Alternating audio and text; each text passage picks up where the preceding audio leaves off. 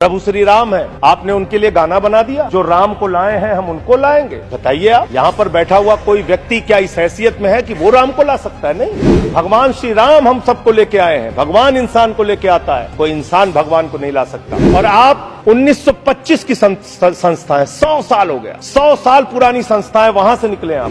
100 साल हो गया लेकिन दिमाग अभी भी बच्चों का, अभी बच्चों की तरह खेल रहे हैं। तुम्हारी पोल पट्टी खोलने लग जाए तो क्या हो, अगर मंदिर की मूरत बोलने लग जाए तो क्या हो। बताओ, ब्रह्म बेला में जहां तुम पाप धोते हो वही सरयू का पानी खौलने लग जाए तो क्या हो। अयोध्या हारे आप, जहां जहां से प्रभु श्री राम गुजरे थे वो सारी सीटें आप लोग हार गए। चंदा दो धंधा लो स्कीम मत चलाइए। इलेक्टोरल बॉन्ड में आपका पर्दाफाश हो चुका है। 3,02,000 करोड़ रुपए के ठेके अलग अलग कंपनियों को दिए गए जिनसे इलेक्टोरल बॉन्ड के नाम पे पैसा लिया गया। इसकी जांच होनी चाहिए कि एक भी भ्रष्टाचारी को नहीं छोड़ूंगा, ये मोदी की गारंटी है।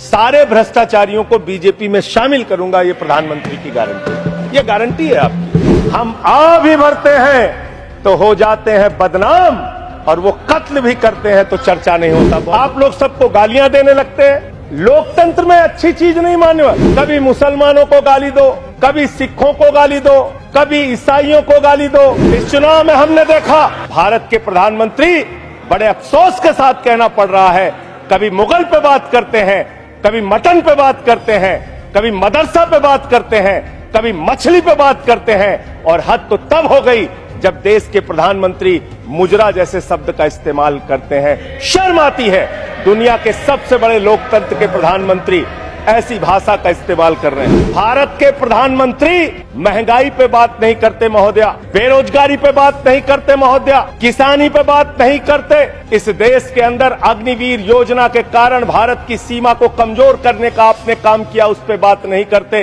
इस चुनाव के अंदर हमने देखा विपक्ष के नेताओं को पकड़ पकड़ के कैसे जेल में डाला गया। ईडी का, सीबीआई का, जांच एजेंसियों का दुरुपयोग करके राज्यों के मुख्यमंत्री को जेल में डाला गया, मंत्रियों को जेल में डाला गया। इस चुनाव में हमने देखा भाषा का स्तर, इस चुनाव में हमने देखा हमारे दिल्ली के मुख्यमंत्री अरविंद केजरीवाल, उनको चुनाव से पहले जबरदस्ती पकड़ के जेल में डाल दिया गया महोदया।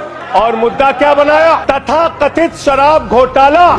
आज मैं आपके सामने इस सदन में बताना चाहता हूं महोदया, शराब घोटाला किसने किया, ये जानकारी पूरे देश को होनी चाहिए। ये जानकारी भारतीय जनता पार्टी के मित्रों को होना चाहिए। ये भारतीय जनता पार्टी के नेता, देश के प्रधानमंत्री को भी होना चाहिए। शराब घोटाला शरद रेड्डी से 60 करोड़ रुपए की रिश्वत लेने वाले भारतीय जनता पार्टी के लोगों ने किया है। आप लोगों ने इलेक्टोरल बॉन्ड के जरिए चंदा लेने का काम, रिश्वत खाने का काम, भ्रष्टाचार करने का काम किया है। शराब घोटाला तुमने किया है। शराब घोटाले की बात करते हैं महोदया, महोदया यही चिल्लाने का काम करते हैं। मैं अपनी बात कहना चाहता हूं महोदया, दिल्ली के मुख्यमंत्री को ईडी कोर्ट ने जमानत दी महोदया। ईडी कोर्ट ने कहा अरविंद केजरीवाल निर्दोष है।